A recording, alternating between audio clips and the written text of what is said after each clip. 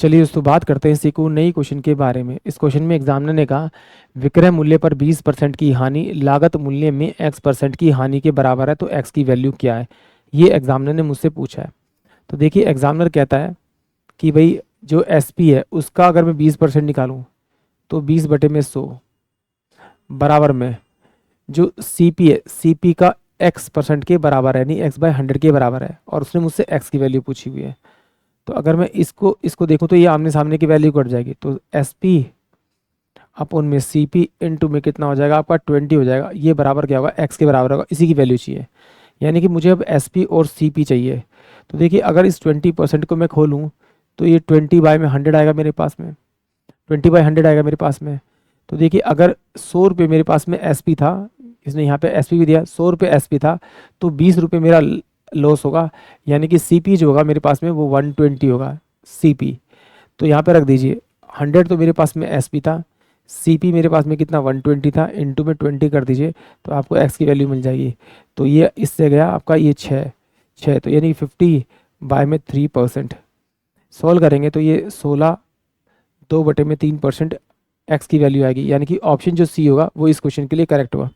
एक बार थोड़ा सा और डिटेल समझते हैं, क्योंकि हो सकता है ऐसा कोई बच्चा हो जिसको ना समझ में आए डैट में ये, क्योंकि मुझे मालूम है कि CP यानी क्रय मूल्य में से अगर लॉस माइनस करूंगा तो मेरे पास में SP यानी विक्रय मूल्य आएगा।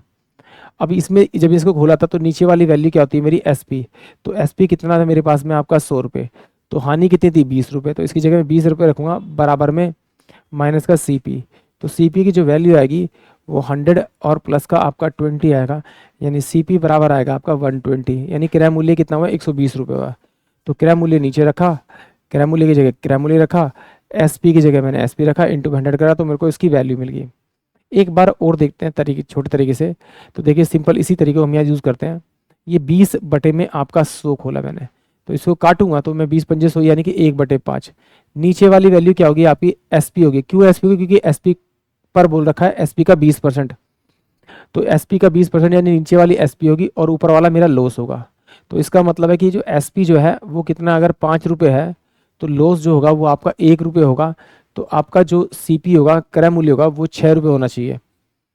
इसके अकॉर्डिंग जो मैंने यहाँ पे फॉर्मूला लिखवाया था इसके अकॉर्डिंग ये होना चाहिए, यानी कि 6 रुपये पे 1 रुपये का लॉस हो रहा है, यानी 1/6 इंटू में आपका 100। तो इसे काटूंगा तो 50/में आपका 3 आ जाएगा, यानी कि 16×3=48, 2/3% का क्या होगा से आपका वो x की वैल्यू आ जाएगी जो एग्जामिनर ने मुझसे पूछा, यानी कि ऑप्शन C। आई होप आप सभी क्वेश्चन समझ में आया होगा।